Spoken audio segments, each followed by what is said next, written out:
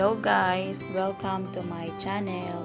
Ngayon naman ay ipapasilip ko kayo sa aming laundry area na dito sa loob ng Petabot. Ito ang binubuo ng laundry area. So, bali meron ditong tatlong washing machine. Ayan, meron pa kaming television.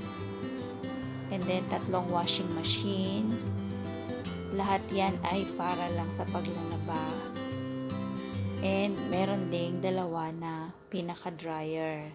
So yan, kailangan nating ilagay yung pinaka-token para umandar siya. So hindi, ayan yung pinaka-dryer niya.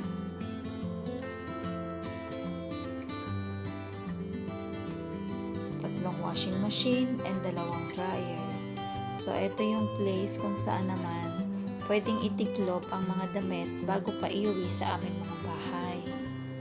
So yan, madali lang naman siyang gamitin kasi pag ipinasok mo siya, as usual, paglabas niya ay medyo tuyo na, napigaan, halos napigaan na siya. And then, tsaka mo pa lang siya ilalagay sa dryer.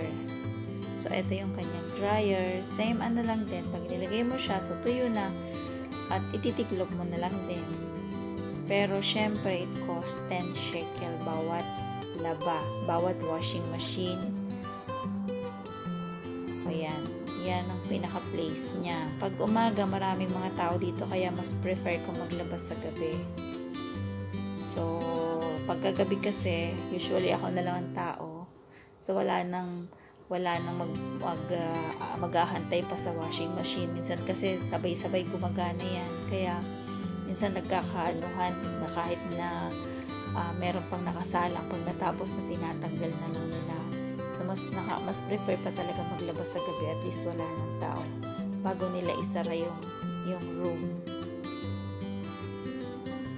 So, yan, hintayin lang natin kasi nakasalang na yung aking washing.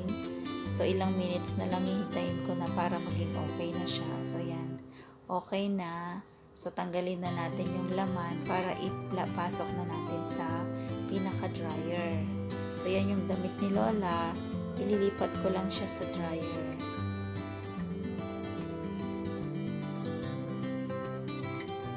So, ito na yung pinaka-dryer niya. Malaki yan. Marami kang mailalaman. Siguro mga 5 kilos. So, after ko mailagay yung mga damit, so, nilagyan ko na lang siya ng spray na pampabango. And then, isasarado na natin siya. Tapos, ididikit na natin yung parang pinaka-token niya dun sa may sa dikitan. Tapos tutunog na yan. Tsaka malalaman nila kung sino yung gumamit. Automatic na yan na mababawas na sa ni Lola. Sa card, sa bill ni Lola ilalagay. So, ayan na guys. Start na. So, maghihintay na lang ako ng 1 hour. And then, tsaka ko na lang siya babalikan para itiklop. And yun lang guys. Maraming salamat. Thank you for watching. See you on my next vlog. Bye!